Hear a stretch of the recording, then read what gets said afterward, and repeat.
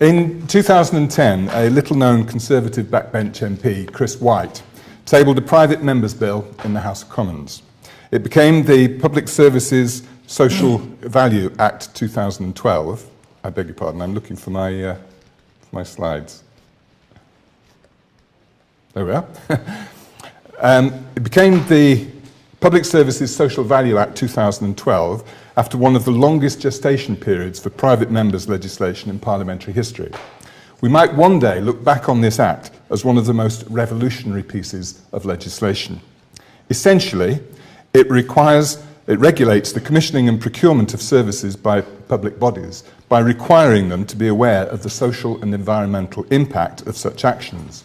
But whilst it doesn't require them to act on such considerations, it does allow them to do so. Any tender for service delivery above a certain threshold could, in effect, have up to 10% of its cost offset by including in the price of the contract the value of loosely defined core or collateral social and environmental benefits. In this way, a tender that wasn't the cheapest but would bring additional benefits to a community, greater in value than the difference in costs, could be chosen by the procurer in preference to a slightly cheaper one. Gone were the days of compulsory competitive tendering, even best value was being redefined. Some councils took up the challenge. At a time of austerity, while suffering unprecedented cuts in their spending, they had to find public benefit wherever they could. And this looked like a cost-effective way of doing it. Using the Act would improve engagement in the community and boost those parts of the economy which were doing good. A social value calculation might include the creation of apprenticeships, boosting employee volunteering, reducing carbon footprint, or employing ex-offenders. Each measure, each element could be given a monetary value, enabling its owner's case to be compared against other tenders. Social enterprises in particular were delighted. Where their purpose matched the one driving a tender, then it was clear new commercial opportunities were emerging for them. And so they were, but not across the board. The take-up of the Act amongst local authorities was neither immediate nor universal. Most councils, the smaller ones, were unlikely to put out to tender many contracts that exceeded the threshold, so the Act passed them by. But larger authorities routinely did, and some of them realised that the Act could open many doors. Birmingham and Croydon were amongst the pioneers. Manchester is now a leader too. According to Social Enterprise UK, more than a third of councils today use the Act to commission quanta of social value over and above those stipulated in their contracts. They've done this by going beyond the words of the Act. They've done this by ignoring the threshold, applying the Act to all service contracts. They've done it by applying the Act to goods as well as to services, to goods and works as well as to services. And they've done it by requiring different amounts of social value on different contracts, even up to 20%, double the level stipulated in guidance. All of these actions are technically outside the scope of the Act, but they shouldn't be.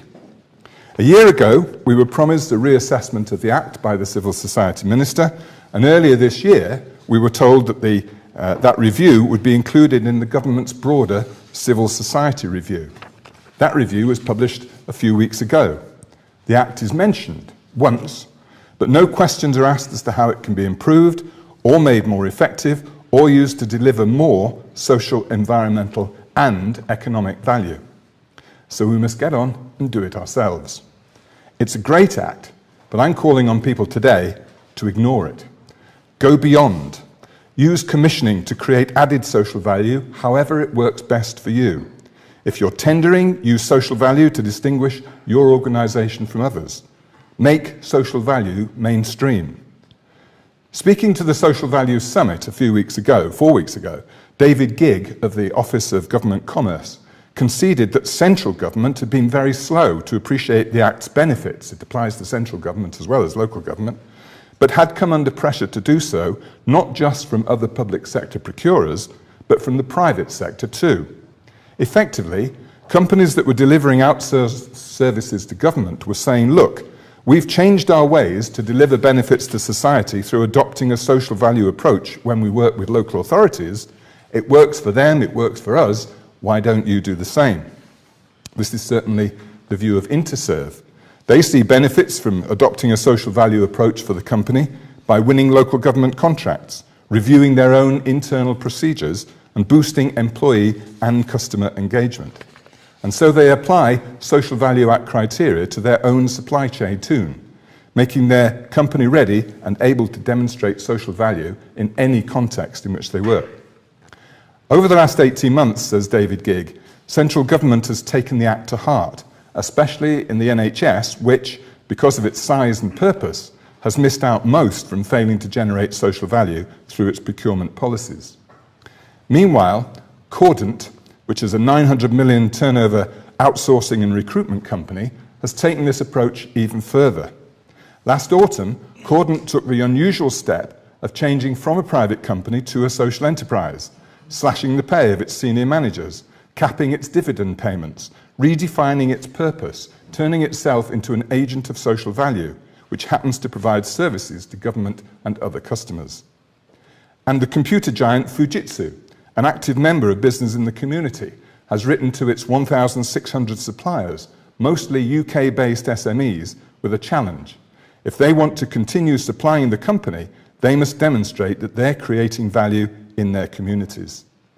The Act's been taken up by other elements of the private sector, particularly in construction, where it's clearly changed corporate behaviour for the better. In his now famous letter of last January, Larry Fink, the Chief Executive Officer of the world's largest private investor, says to thousands of companies worldwide in which BlackRock invests, to prosper over time, every company must not only deliver financial performance, but also show how it makes a positive contribution to society. Companies must benefit all of their stakeholders, including the communities in which they operate. This is the private sector demonstrating a business case for delivering social value.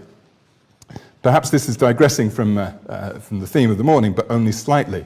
And there's more about this, as Michael kindly said, in my new book, The Company Citizen.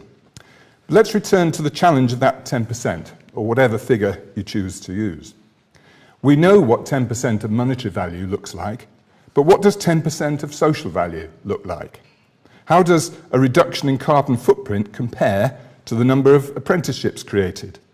What does the phrase, "our company gave 1,000 volunteer hours to the community," actually mean? What difference has it made? Last year, Cliff Pryor of Big Society Capital told a conference that there were more people measuring social value than delivering it. Hyperbole, perhaps, but I've been told by a master's student that she's identified 1,100 ways of measuring social value. Fortunately, someone's trying to rationalise this. I sit on a committee at BSI, the British Standards Institution, whose 18-month mission is to examine the feasibility of establishing common frameworks and metrics for measuring social value. Reaching the former, the frameworks, is perhaps more promising than the latter. So these are my ideas about the principles that any measurement of social value should demonstrate. Social value is about change, making a difference. It's about outcomes, not inputs. We volunteered for 1,000 hours is an input.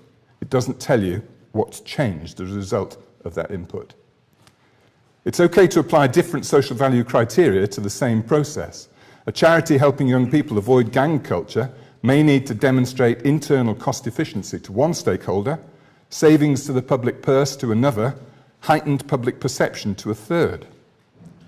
But not everything is necessarily can be expressed readily in money terms. Some things will need proxies. I apologise for the layout of the slide. And it's not wrong to list employee engagement or other internal metrics as social value outcomes. Such gains are very valuable. And finally, ideally, social value is not an absolute measure, but a net one. Let me explain. Social value can measure how well an organisation achieves its purpose, can even help redefine what that purpose might be.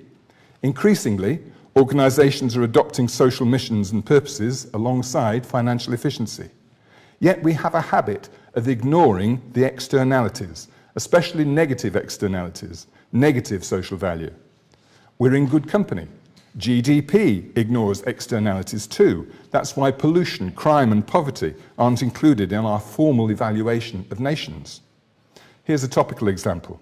Provident Financial was a FTSE 100 company with a proud record on employee volunteering, no doubt generating a degree of social value.